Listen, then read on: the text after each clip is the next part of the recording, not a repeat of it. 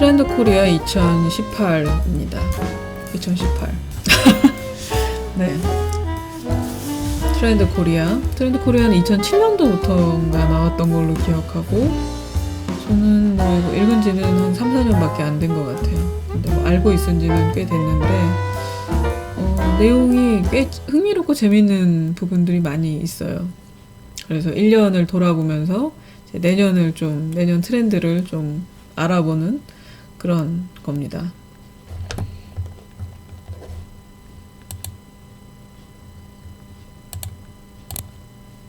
그래서 부제가 황금개의 해, 꼬리가 몸통을 흔들다.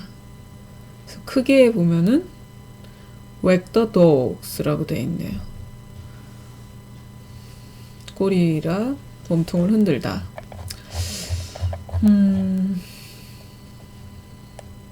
이 책은 2018년 소비 트렌드 전망을 통해 대한민국 사회의 방향타를 제시한다. 정치, 경제적 의미를 넘어 일상생활에서도 꼬리가 몸통을 흔드는 현상이 자주 발견된다.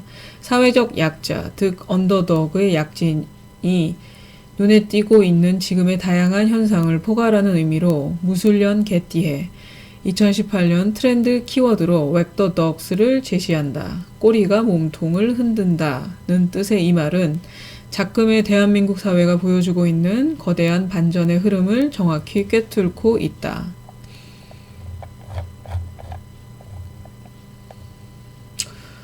저자에 대한 부분은 뭐 딱히 읽지 않을게요. 굉장히 많은 사람들이 이 책에 이제 관여를 했고요. 숏 서머리. 이 책은 2018년 소비 트렌드 전망을 통해 대한민국 사회의 방향타를 제시한다. 정치 경제적 의미를 넘어 일상생활에서도 꼬리가 몸통을 흔드는 현상들이 자주 발견되고 있다. 사회적 약자, 즉 언더독의 약진이 눈에 띄고 있는 지금의 다양한 현상을 포괄하는 의미로 무술년 개띠의 해 2018년 트렌드 키워드로 Wag the dogs를 제시한다. 꼬리가 몸통을 흔든다는 뜻의 이 말은 작금의 대한민국 사회가 보여주고 있는 거대한 반전의 흐름을 정확히 꿰뚫고 있다. 저자들은 삶의 거창한 목표나 대단한 성취감이 평범하고 소소한 행복에 자리를 내주고 있고, 일이 전부였던 산업화 시대의 주역들은 이제 일과 삶의 균형을 외치는 웨라벨 세대와 공존하는 법을 배워야 한다고 말한다. 그리고 결혼 제도를 중심으로 한 전통적인 가족 관계가 해체되면서 SNS를 통한 일회성 관계가 급증하는 대한 관계의 부상도 하나의 반전 흐름이라고 말한다. 아울러 사물 인터넷과 클라우드 기술의 발달로 공유와 임대가 보편화하는 현상은 만물의 서비스화를 앞당기고 있어 이제 서비스가 제품 선택을 좌우하게 될 것이라고 예측한다. 또 저자들은 현대인을 위한 새로운 개념의 휴식 공간, 케렌시아, 신념을 표출하는 소비자들의 미닝 아웃, 대면 접촉의 필요성을 없애는 언택트 기술, 과잉 공급 시대의 소비자의 선택을 받기 위한 필살기인 매력 자본, 가격 대비 심리적 만족의 극대화를 노리는 플라시보 소비, 현대인의 무너진 자존감 회복 등을 집중 조명한다. 또 서울대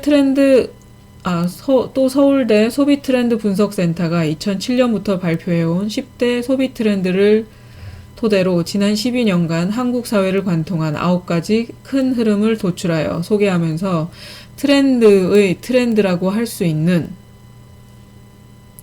이 메가 트렌드의 이해를 통해 앞으로 또 10년간 대한민국이 나아갈 방향을 가늠해 볼 수 있을 것이라고 역설한다. 목차를 보니까 대한민국 소비 트렌드 12년을 관통하는 흐름은 무엇인가? 2017년 소비 트렌드를 회고 한번 해볼게요. 욜로에 관한 거, 비프리미엄, 핑미 세대, 보이지 않는 배려 기술 캄테크. 이건 제가 잘 모르는 거네요. 영업의 시대가 온다. 내 멋대로 일코노미 얘기 많이 있었죠. 버려야 산다. 소비자가 만드는 수요 중심 시장, 경험이즈 먼들, 각자 도생의 시대. 2018년 소비 트렌드 전망, 소확행, 작지만 확실한 행복, 가성비에 가심비를 더하다. 플라시보 소비. 워라벨 세대. 워크-라이프 밸런스네요. 워라벨 세대. 언택트 기술. 나만의 케렌시아. 만물의 서비스와 매력 자본이 되다. 큐토크라시. 뭐 제대로 읽는 건지 모르겠는데 큐토크라시 같네요. 매력 자본이 되다. 미닝 아웃. 이 관계를 다시 써보려 해. 이게 뭔가요? Gig Relationship Art Family. 어떤 내용인지 궁금하네요. 세상의 주변에서 나를 외치다. 세상의 중심에서 나를 외치다라는 영화가 있었죠. 봅시다. 2007에서 2018 메가트렌드 코리아. 서울대 트렌드 분석센터가 지난 12년간 발표한 트렌드 키워드를 한자리에 모아놓고 살펴보면 일정한 공통의 흐름이 발견된다. 그 흐름을 트렌드의 트렌드, 메가트렌드라 부를 수 있을 것이다. 참고로 그 내용을 메가트렌드의 영문 스펠링, 메가트렌드에 맞춰 소개하면 다음과 같다. MEG 이런 식으로 알파벳으로 소개하는 거죠. 모니터리 밸류. 소비 지향점이 과시에서 가치로 움직이고 있다. 모니터리는 그거잖아요. 그 통화의, 화폐의, 그러니까 통화의 가치가 달라지고 있는 거죠. 과시에서 가치로 움직이고 있는 거죠. experience, 소비의 대상이 소유에 머무른 것이 아니라 경험으로 이행하는 경향을 보인다. experience, 경험. get now and here. 지금 작은 만족을 위해 바로 투자하는 경향이 짙어지고 있다. 이 투자라는 거는 뭐에 이렇게 돈을 쓴다 이런 의미의 투자인 거죠. Active consumers, 소비자의 활동 범위가 계속 넓어지고 그 역할도 능동적으로 변화하고 있다. Active consumers. Trust, 소비자는 신뢰에 목마르다.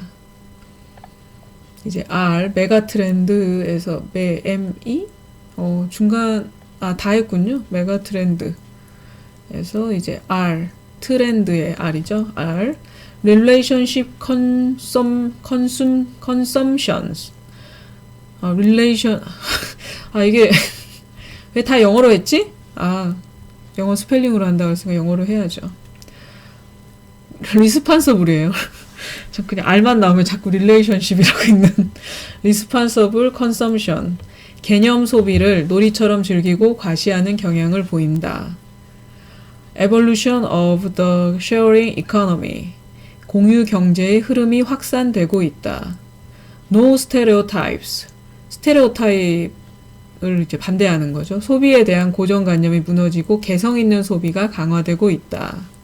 Discourse between competition and relations. 죄송합니다. 영어가 계속 나오다 보니까 경쟁과 힐링 같이 대립되는 키워드의 병존이 필연이 되는 상황이 전개되고 있다. 제목만 봐서는 정확하게 어떤 건지 모르겠네요.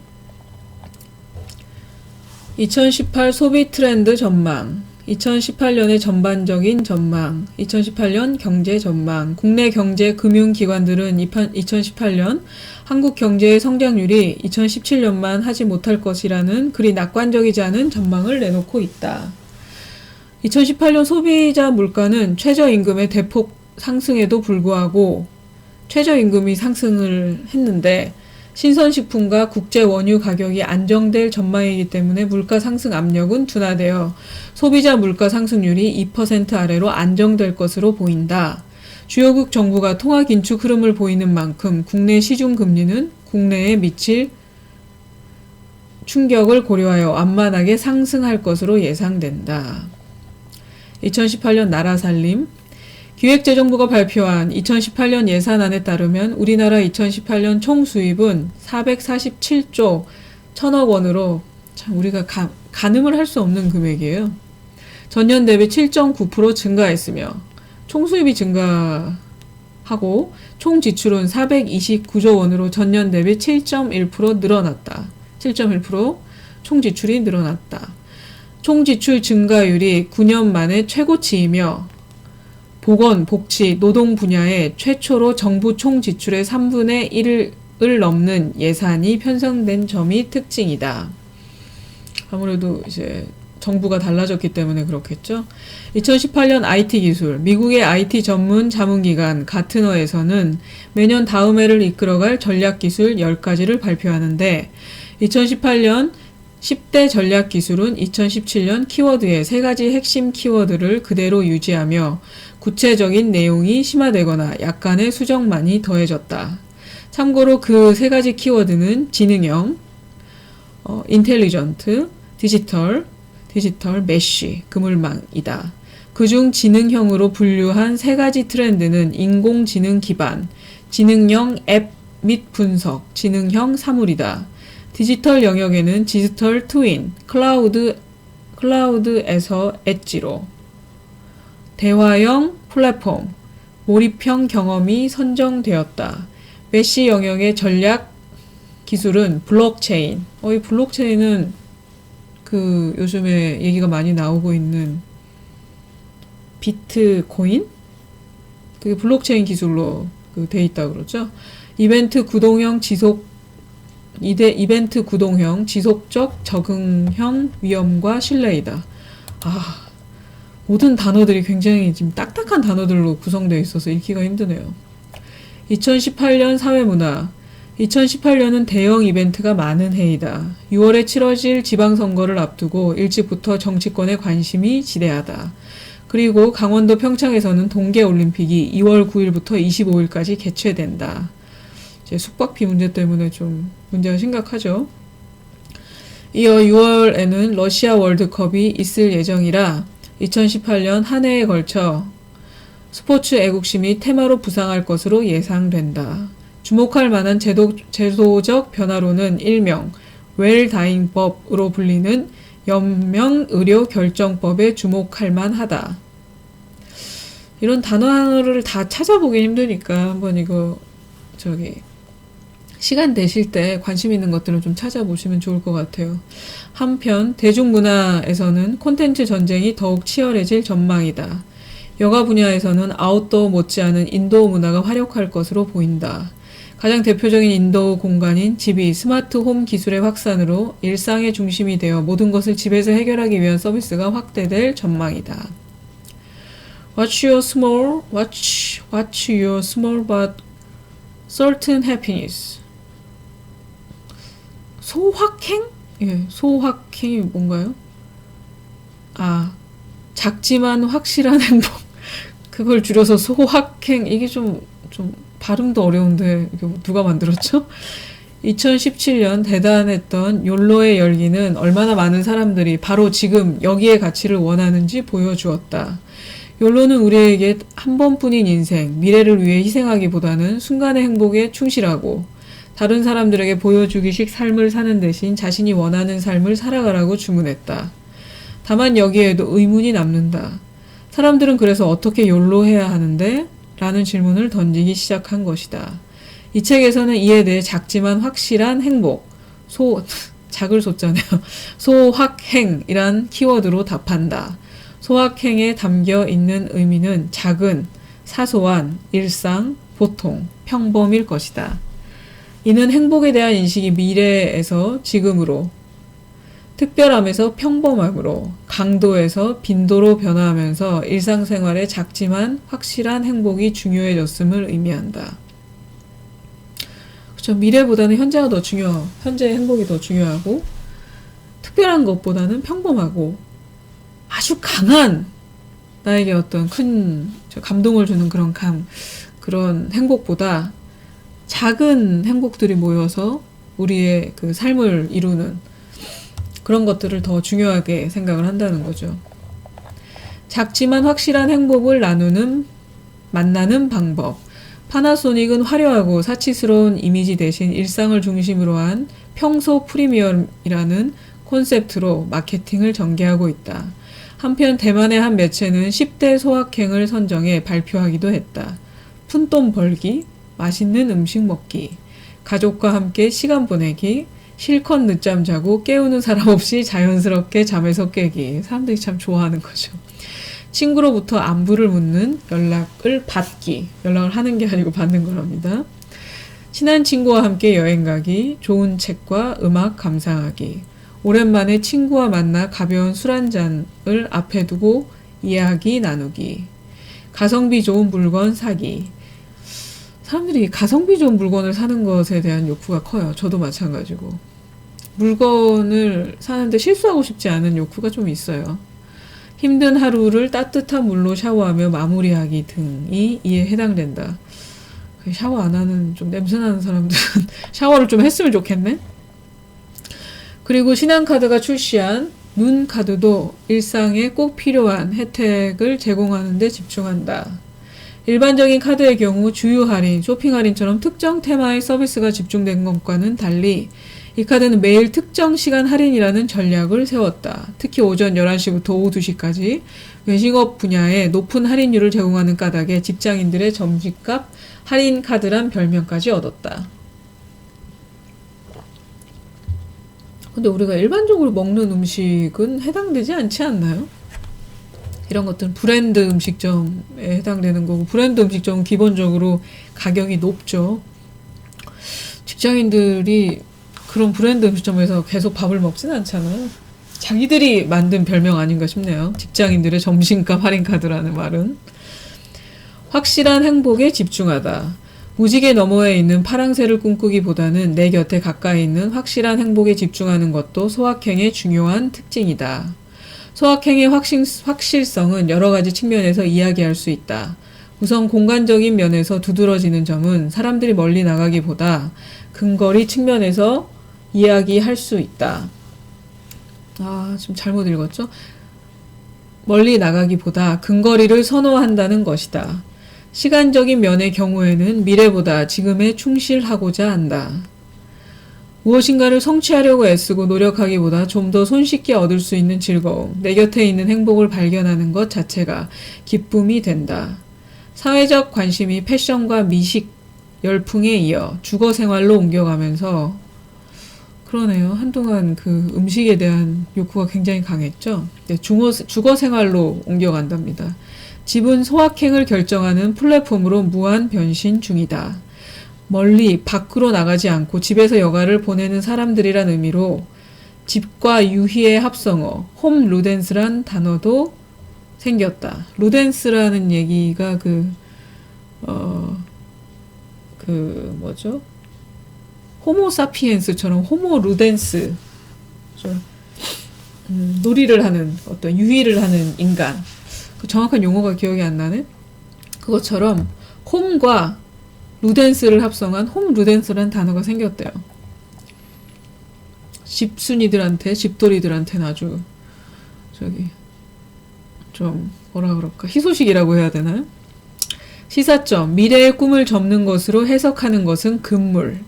소확행은 이렇게 살아야만 행복한 삶이다라고 미리 재단하지 않고 당신만의 방식으로 사는 것이 곧 행복이다라며 각자의 다양성을 인정하는 것에서부터 비롯된다.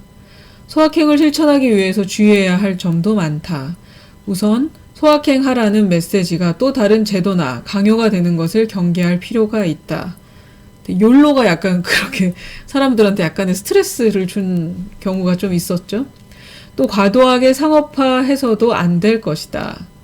나아가 작은 행복이라고 해서 큰 꿈을 아예 꾸지 말라는 식의 패배주의로 변질되는 것도 주의해야 한다. 소확행은 미래를 꿈꾸지 말라는 메시지가 아니다. 미래를 위한 꿈을 꾸되 지금 이 순간의 작은 행복을 찾는 노력도 게을리하지 말자는 것이 핵심이다.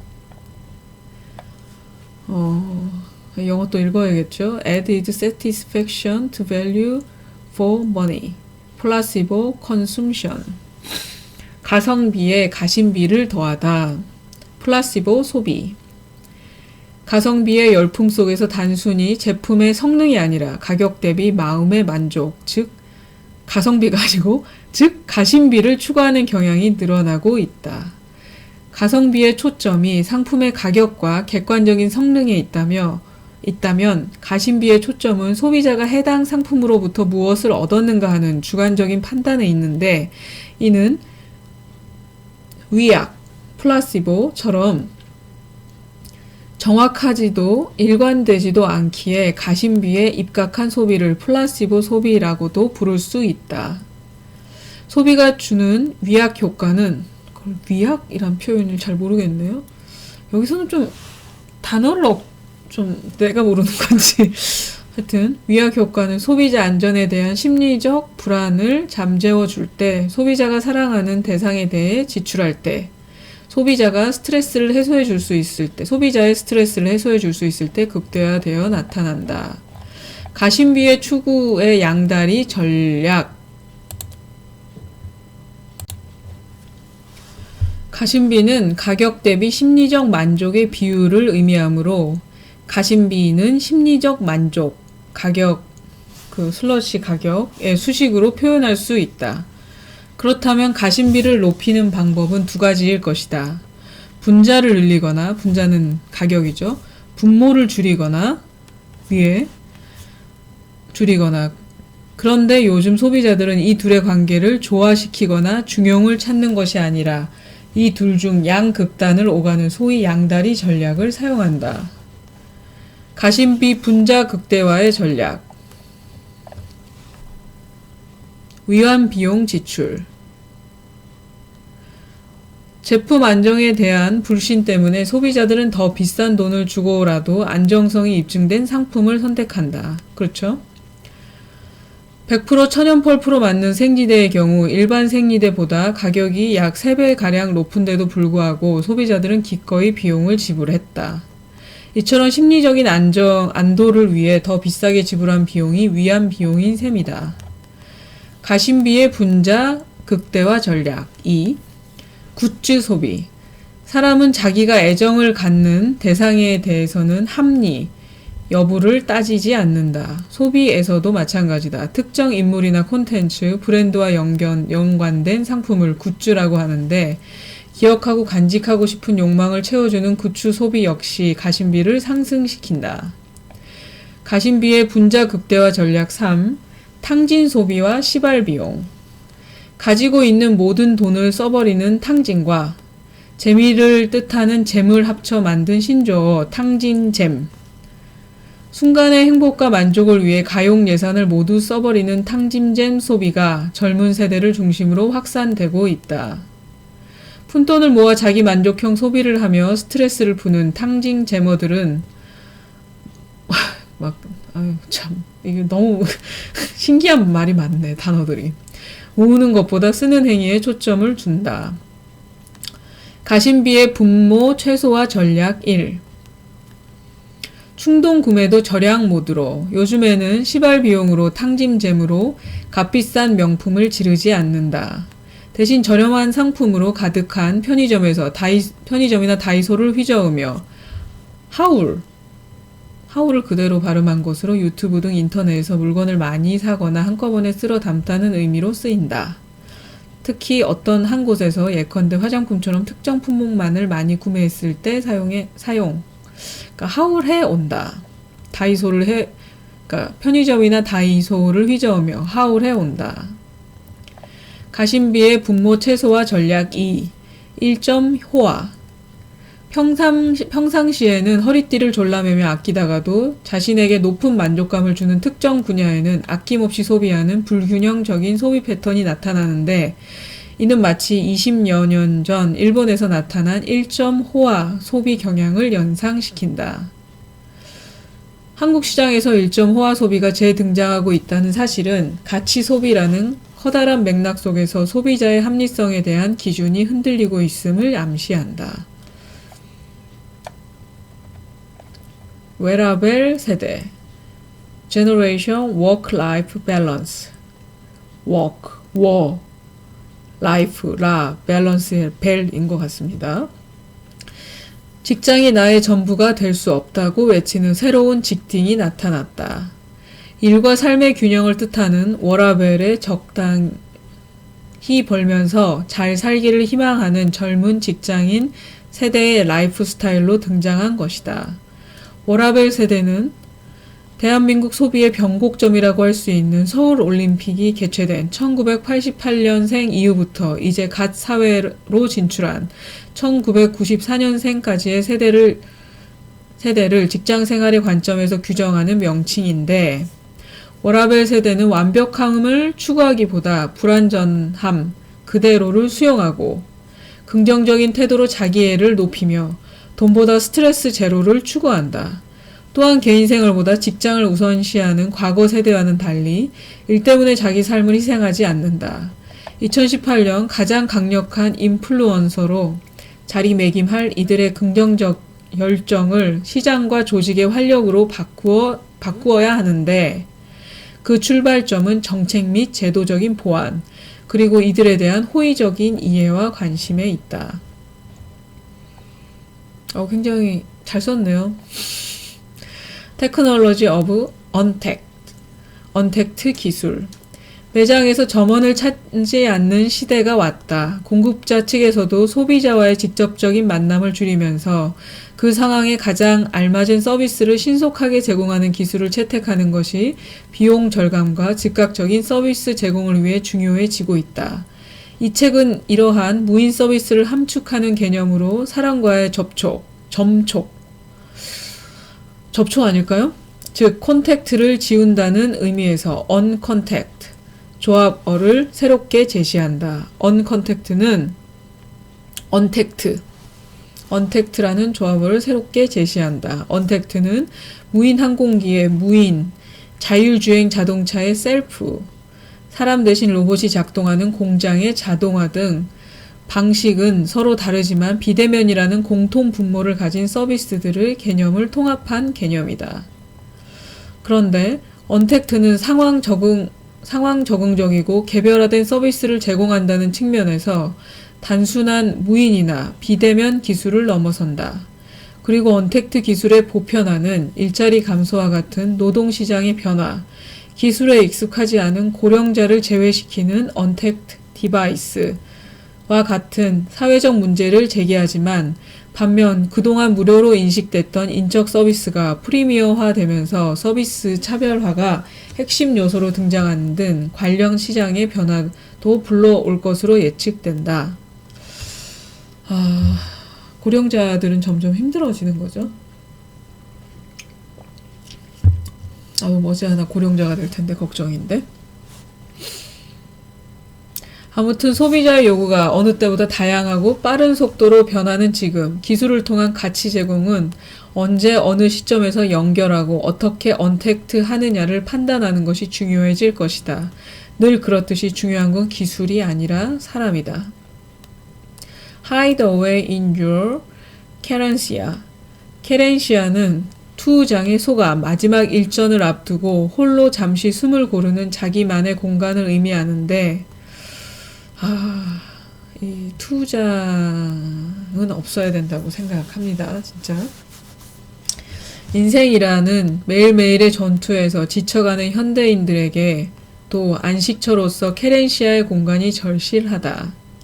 제3의 공간인 케렌시아에서 사람들은 지친 몸과 마음을 추스리고 다시 전장으로 나갈 준비를 한다.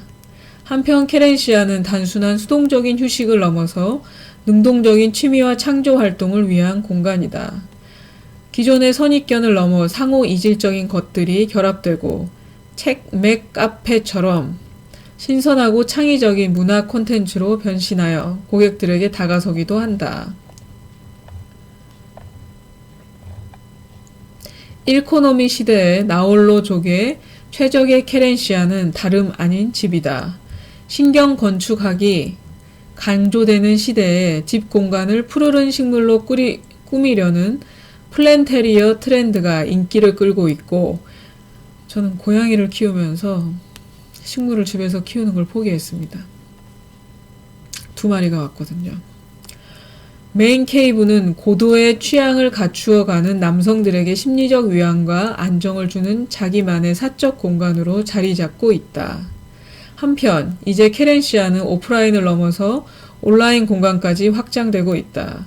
사람들은 온라인에 케렌시아에서 익명이라는 가면을 쓰고 억압되었던 마음을 풀어헤치며 억눌린 감정을 해소하고 있다. 향후 케렌시아는 공간 비즈니스의 핵심으로 자리 잡을 것으로 전망된다. 도심을 가로지르는 새로운 시장의 원동력이 될 이 평화롭고 강렬한 제3의 공간에 주목하라. 참고로 미국의 사회학자 레이 올덴버그가 1989년에 펴낸 참 멋진 공간이라는 책에서 처음 제시한 제3의 공간 개념은 현대인이 머무는 또 다른 공간이자 일터와 가정에서 쌓인 근심을 잠시 잊는 곳이다. 또한 도시의 번화가를 전형으로 하는 여가의 공간이며 자유의 공간이다. 현대사회에서는 제3의 공간 활동이 증대되면서 건축물에서도 이를 위한 공간이 점차 확대되어 증가되는 현상이 나타나고 있다. 한국의 대표적인 제3의 공간은 카페이다. 많은 사람들이 카페에서 일하고 공부하며 동시에 휴식을 취하고 여가를 즐긴다. 도대체 왜 카페가 현대인들의 케렌시아가 되었을까? 아동교육학에서 이야기하는 평행놀이라는 개념을 도입해 설명할 수 있다. 이 개념은 상호작용을 하지 않고 비슷한 행위를 공유하는 것만으로 즐거움을 느끼는 아동 발달 단계의 심리적 놀이를 지칭한다. 평행놀이. 카페에 가서 비슷한 카공족들을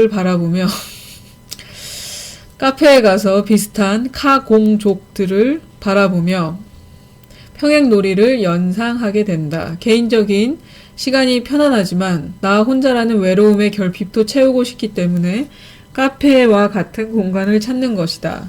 공간 비즈니스의 개념을 확장시키기 위해서는 제3의 공간 개념을 이해하고 휴식이 절실한 현대인들에게 자신만의 아지트를 만들어줘야 한다.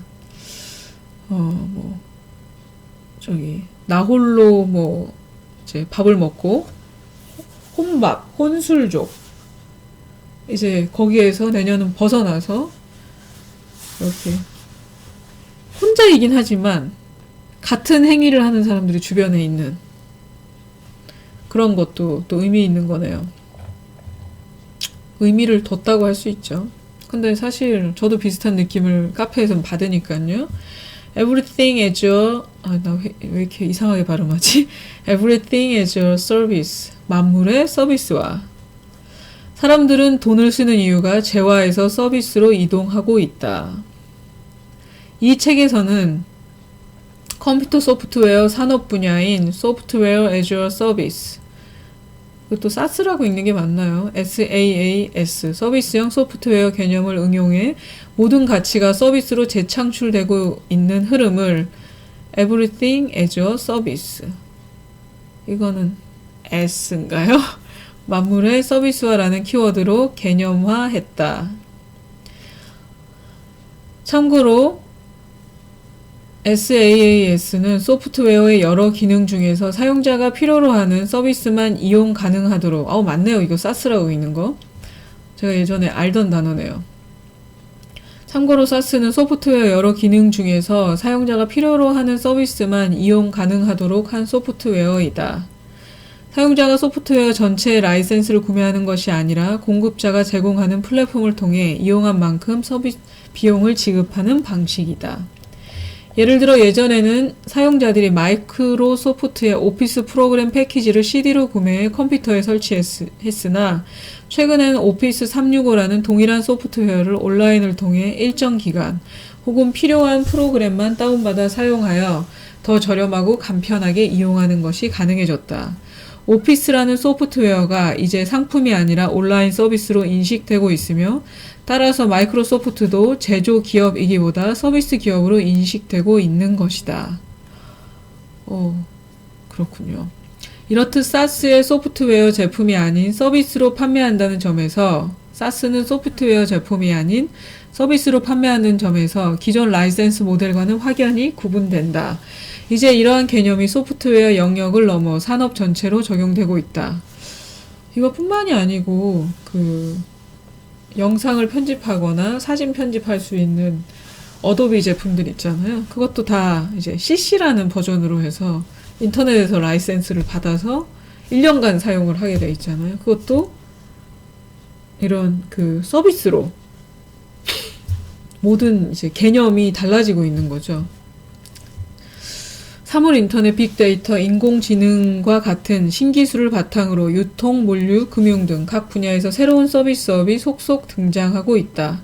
한편 만물의 서비스화는 전통적 산업에 다양한 서비스가 부과되면서 서비스화하는 것과 신산업에서 수익을 창출하는 비즈니스 모델이 서비스 위주로 재편되는 것, 두 가지 방향으로 진행되고 있다. 그리고 아날로그와 디지털을 막론하고 다음과 같은 5가지 서비스의 핵심 가치를 제공할 수 있을 때 서비스화는 성공적으로 안착할 수 있다. 첫 번째 가치는 편리함이다. 예로 상품을 정기 구독하듯 구매할 수 있는 서브스크립션 서비스는 소비자 입장에서는 정기 배송을 통해 물건을 더 편리하게 구매할 수 있고 업체는 충성 고객을 지속적으로 확보할 수 있다. 두 번째 가치는 절약, 즉 경제적 이득이다. 예로 보험사들은 LA Insurance as a Service인데 LAAS 라스인가요 이건? 보험사들은 라스로 알려진 기능을 제공하는데 고객들은 이를 통해 상담원을 통할 때보다 저렴해진 보험료를 언제 어디서나 확인할 수 있다. 그러네요. 저도 그 자동차 보험 들 때 상담원 통해서 하지 않거든요. 그거 비싸니까. 그런 서비스들을 실제 우리가 이용하고 있네요. 세 번째 가치는 새로움이다. 긴 줄을 설 필요도 없고 계산을 할 필요도 없는 신개념 마트, 아마존고나 드론으로 원하는 상품을 눈앞에 가져다주는 리테일 매장 등 새로운 경험에는 사람들의 이목이 집중된다.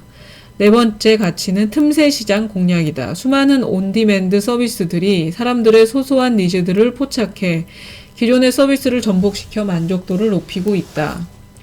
예컨대 반려동물 유치원과 펫시터 방문 돌봄 서비스는 애견인들에게 인기가 많다. 그렇죠. 저도 이제 우리 집 야옹이들을 놓고 얼마 전에 제주도도 2박 3일로 갔었고 출장 때문에 부산도 2박 3일로 갔는데 사실 굉장히 걱정이 많이 돼요. 이런 서비스들도 인기가 많죠. 마지막 가치는 개인화다. 구매 심리를 예측하기보다 정확한 개인의 특성을 파악하는데 빅데이터 분석과 AI 알고리즘이 전폭적으로 활용될 전망이다. 한편 아날로그와 디지털을 막론하고 서비스 시대의 가장 중요한 가치는 시간과 감정이다.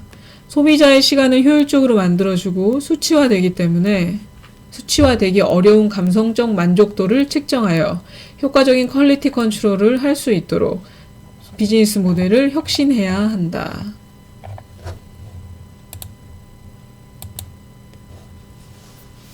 네, 다음은 One True Colors Meaning Out입니다.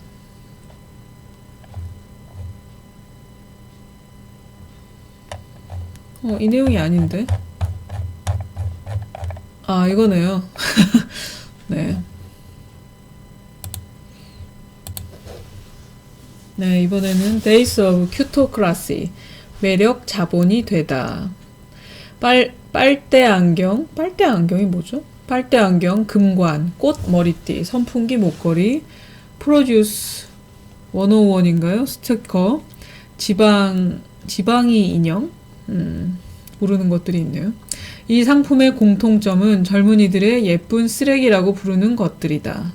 말 그대로 쓸모는 별로 없지만 그냥 예쁘기만 해서 구매한 것이다. 검색창에 예쁜 쓰레기를 입력하면 선풍기 목걸이가 왜 예쁜 쓰레기지? 그거 굉장히 유용하다고들 하는데 구입 품목을 자랑하는 게시물이 쏟아진다. 예쁜 쓰레기라고 한번 입력해보세요. 또 인스타그램에서 예쁜 쓰레기에 해시태그를 단 게시물은 15,000여 개에 달하고 한 유튜버의 천하제일 예쁜 쓰레기 선발대회 영상은 32만 건의 조회수를 기록했다. 젊은이들은 왜 쓸모없는 물건을 살까? 그들은 감성값을 냈다고 표현한다. 다시 말해 감성을 구매하는데 비용을 지불했다는 것이다. 이처럼 매력이 자본이 되고 있다. 그 배경은 소비자들의 사고방식이 원자화되고 또 그것을 표현하는 매체가 고도로 개인화된 SNS를 통해 표현되기 때문이다. 소비의 기능이 자기 자신의 개성을 표현하는 데 초점이 맞춰지면서 매력 있는 상품을 찾게 된 것이다. 기업들 또한 하루가 다르게 쏟아져 나오는 수많은 상품들 중 자사의 제품 서비스를 어필하기 위해 강력한 매력을 찾고 있기 때문이다. 참고로 매력의 매는 도깨비의 매자다. 어머, 그렇대요. 도깨비 매자가 매력이래요. 매력은 단지 예쁜 것이 아니다. 여러 결점이 있음에도 불구하고 도깨비에 홀린 듯 비이성적인 힘에 의해 이유 없이 사람을 끌어당기는 힘이다. 상품의 과잉 공급이 일반화된 현대사회에서 만성 선택 장애를 겪고 있는 소비자들의 선택을 받기 위해서 갖가지 종류의 상품과 브랜드는 치열한 경쟁을 치러야 한다. 경쟁자를 제압할 만한 확실한 무언가가 필요한데 이러한 자신만의 차별점을 흔히 USP, Unique Selling Proposition 이라고 한다. USP라고 한대요. 자신만의 차별점. 독특한 기능이나 효능, 저렴한 가격, 높은 품질, 친절한 서비스 등이 그 예일 것이다. 하지만 상품들이 서로 엇비슷해지는 현대의 시장 상황에서 이런 일반적인 요소만으로는 부족하고 뭔가 압도적인 특성이 필요하다. 그래서 매력이 중요하다. 많은 결점에도 불구하고 소비자가 이유 없이 사랑을 퍼붓기 때문이다. 사실 매력은 상품뿐만 아니라 우리가 인생을 살아가면서 가장 필요한 것이다. 그 매력이 이렇게 쉬운 건 아니죠. 그렇다면 어떤 요소가 매력을 자본으로 기능하게 만들까? 지금 시장에서 소비자들이 매력있다고 칭송하는 사람이나 상품들의 공통적인 속성을 추출해보면 1. 자기만의 특출한 장점이 하나라도 있을 때 2. 친근하고 귀여울 때 3. 반전이 있을 때 4. 능숙한 밀고 당김이 있을 때로 분류할 수 있다. 여러 제약 때문에 완벽할 수는 없지만 그래도 선택받기를 포기할 수 없는 상품들, 나아가 현대인이 갖춰야 할 매력의 비결은 바로 이곳에 있다. 여기서 시사하는 바는 다음과 같다. 첫째, 단점을 보완하기보다는 장점을 키워야 하는 것이다. 매력의 첫 번째 조건이 자기만의 특출한 장점이 하나라도 있을 때를 생각해보면 이 점은 매우 분명하다. 둘째, 소비자의 친근감을 형성하는 데 최선을 다해야 한다. 흔히 사람들은 자신과 다른 성격의 이성보다는 비슷한 성격의 이성에게 더욱 매력을 느낀다는 결과를 보여주는데 그렇답니다. 다른 사람보다 비슷한 사람한테 더 매력을 느낀대요. 이는 나와 크게 다르지 않은 상대에게 느끼는 동질감과 원활한 소통이 매력적인 요인으로 작용하기 때문이다. 2018년에도 이렇듯 친근하고 때로는 귀여운 매력으로 어필하는 상품과 서비스에 주목할 필요가 있다. 셋째, 소비자를 참여시켜야 한다는 점이다. 매력의 보상 이론에 따르면 우리를 좋아하는 사람을 좋아하게 된다. 누군가 나를 좋아한다고 여길 때 우리는 그 사람에게 더 따뜻하게 대하게 되고 자연히 그 사람은 다시 우리를 더 좋아하게 된다. 누군가가 나를 좋아한다는 사실이 강력한 매력의 보상이 된 셈인데 이러한 선순환은 기업과 소비자의 관계에도 형성될 수 있다. 그렇군요. 넷째, 디자인이 중요해졌다는 것이다. 보테슈모,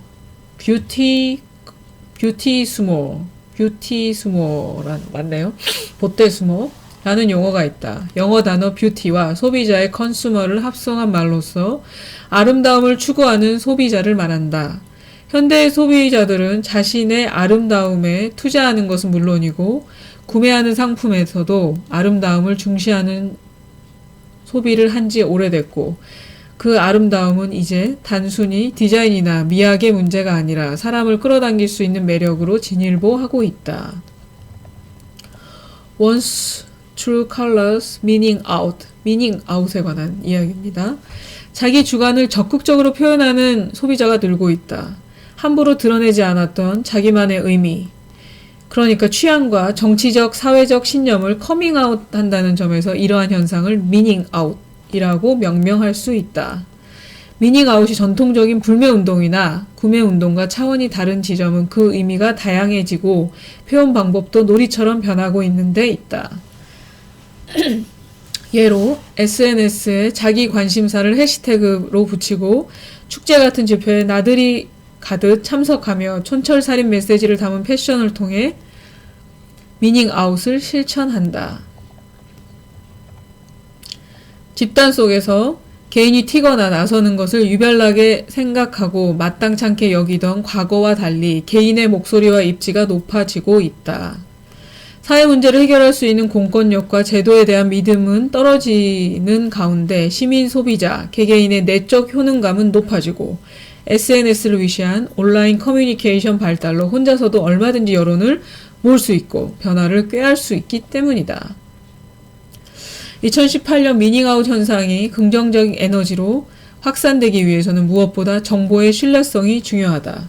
SNS 세상은 모두에게 평등한 발언권을 주고 있지만 때로는 대중을 현혹시킬 수 있는 가짜 뉴스의 출발지가 되기 때문이다. 그렇다면 개인의 목소리가 그 어느 때보다 강해진 미닝아웃의 시대에 기업은 어떻게 대응해야 할까? 먼 해외로 눈을 돌릴 필요도 없이 2017년 국내에서도 소비자들의 미닝아웃에 따라 갓 기업이 된 곳도 있고 나쁜 기업으로 낙인 찍힌 곳도 많았다. 갓 기업은 오뚜기가 갓 기업이 됐죠.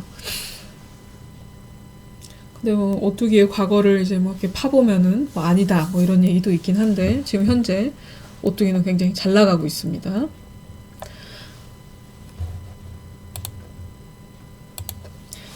아무튼 기업은 사회적 이슈에 적극적으로 나서며 분명한 입장을 표명하면서 이를 브랜드 가치로 재확산시킬 수 있다.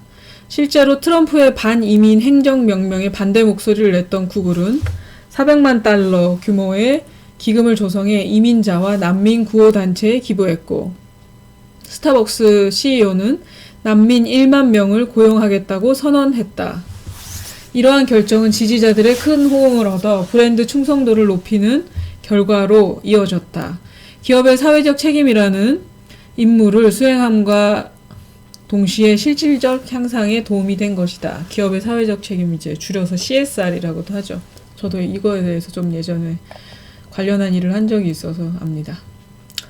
이제 선한 것이 강한 것이 되고 있다. 기업의 사회적 대응도 중요하지만 이와 같은 변화를 이끄는 원동력은 역시 소비자들의 힘이다. 소비자 개개인이 적극적으로 확고한 신념을 바탕으로 소비 행동을 할 때 착한 기업이 강성할 수 있고 이는 곧 건강한 사회로 이어진다. 따라서 소비자들은 자신들의 미닝아웃이 허공 속 외침이 되지 않도록 세상의 소리에 귀 기울이고 입을 모아 움직여야 한다. Gig Relationship Art Family. 이 관계를 다시 써보려 해. 랜선 이모, 티슈 인맥, 반려식물. 저는 가끔 집안에 들어온 파리를 반려파리라고도 합니다. 오투오 인간관계, 뷰니멀족, 버그아웃족, 싱글 웨딩, 결혼 인턴제, 그리고 조론까지 새로운 인간관계가 속출하고 있다. 이처럼 새로워지는 가족과 관계의 종류를 긱관계, 대한가족이라고 부를 수 있다. 이런 변화를 초래한 주된 배경으로는 관계에도 가성비의 원칙을 적용하려는 개인주의 사회의 가치관을 들 수 있다. 관계를 맺는 데 드는 노력 대비 관계에서 얻을 수 있는 효용을 계산해서 관계를 선택하는 변화가 등장하고 있는 것이다. 이 관계의 가성비에 따라 사람 대신 반려동물과 교감하기도 하고 동물과의 관계에서 부담을 느끼면 반려식물을 찾기도 한다. 사람이나 동물을 만날 수 있는 여유조차 없는 사람들은 온라인에서 애착을 형성하거나 이름도 얼굴도 모르는 사람과 소통하기도 한다. 연애와 결혼을 거부하거나 같은 집에서 각자의 라이프 스타일을 유지하는 부부도 관찰된다. 결혼과 동거, 조론과 이혼 등 제도의 경계가 무색해지는 가족과 관계의 해체와 재편이 등장하고 있는 것이다. 관계를 위해 나의 에너지를 낭비하고 싶지 않지만 외로움은 해결하고 싶은 딜레마 속에서 자신만의 최적 관계를 찾아 나선 현대인들. 이제 그들에게 관계의 본질은 깊으냐 얕으냐 심도의 문제가 아니라 필요, 애착, 소통의 필요를 각각 누가 충족시켜줄 수 있느냐의 문제가 되고 있다. 사실 저는 외로움을 해결하기 위해서 야옹이들을 들이진 않았는데, 야옹이들이 이제 길냥이어서 우연히 제가 제 친구가 우연하게 이제 발견하게 돼서 제가 이제 데려온 케이스라서. 근데 정말 데려오니까 굉장한 애착이 되고 너무 이뻐요. 정말 많이 이쁩니다. Shouting out self-esteem인가요? esteem. 세상의 주변에서 나를 외치다. 우리의 자존감이 흔들리고 있다. 개개인의 원자화가 가속화되면서 그 누구에게도 의지할 수 없이 나로 서기를 해야 하는 시대가 되었기 때문이다. 자존감의 3대 구성 요소인 자기 효능감, 자기 조절감, 자기 안정감 모두가 노동소외, 중독사회, 위험사회의 시대적 흐름 속에서 위기를 맞이하고 있다. 장기 불황의 계급 사다리가 붕괴되면서 자신이 낮은 사회적 지위를 비관하는 수저 계급론은 위기를 맞이한 우리 사회의 자존감을 상징한다. 금수저, 흙수저의 이야기죠. 예전에는 그 개천에서 용난다는 얘기가 있었잖아요. 근데 이제 그 계급을 올라갈 수 있는 사다리가 이제 다 붕괴가 된 거죠. 소비와 직접 연결되는 주제가 아닌 것으로 보이지만 자존감은 사치와 명품 소비, 창조적 소비, 윤리적 소비, 개성표현 소비, 보상적 소비와 자기 선물 주기, 복고 소비, 외모 관리 소비 등 최근 주목받는 수많은 소비 트렌드의 기저를 흐르고 있는 핵심적인 열쇠 말이다. 사치를 향한 인간의 욕망은 존재의 근원적 소멸 공포로부터 기인하며 창조적 소비는 기성품의 수동적 구매를 넘어 아트 슈머로서의 자기 효능감을 고양시킨다. 또한 자존감을 높이려는 소비자들의 우아한 윤리적 소비로 눈을 돌리기도 한다. 이제 자존감은 개인적 차원을 넘어 기업과 조직도 내부 조직의 자존감과 자부심을 높이면서 궁극적으로 사회적 차원으로 승화되어야 한다. 제가 잘 못 읽겠네요. 한편 누구나 사회관계망 속에서 소속되어 타인과 연결되어 있지만 정작 누군가가 필요할 때는 혼자인 고립의 시대가 오면서 나에 주목해야 하는 시대가 왔다. 왜냐하면 혼자 살아가는 사람들의 숫자가 급증하는 이 시대에 나의 자존감을 살려줄 수 있는 사람은 다름 아닌 바로 나이기 때문이다. 따라서 이제 개인은 내면의 목소리에 좀 더 귀를 기울이고 스스로 홀로 존중받고 사랑받을 만한 존재라는 것을 인식해야 하고, 기업은 고객들의 자존감을 어떻게 하면 고차원적으로 고양시켜 줄 수 있을지에 대한 방법을 다양하게 고민해야 한다. 2018년 나홀로 살아가는 것이 운명이 되어버린 이 시대에 관계 밀도에 대한 집착을 내려놓고 자기 밀도를 높이기 위한 방법을 모색해야 한다. 책 재밌죠? 근데 좀 억지로 좀 만든 말들이 좀 있기는 해요. 트렌드를 주도하고자 하셨는지 그런 좀 억지로 만든 말이 좀 있기는 하죠. 그래도 꽤 이제 시간이 지나면서 책이 굉장히 탄탄해지고 있는 것 같아요. 이게 매년 연말 정도에 나오는데, 그래서 사업하시는 분들이나 좀 트렌드에 관심 있는 분들은 한번 읽어보셔도 굉장히 좋을 것 같습니다.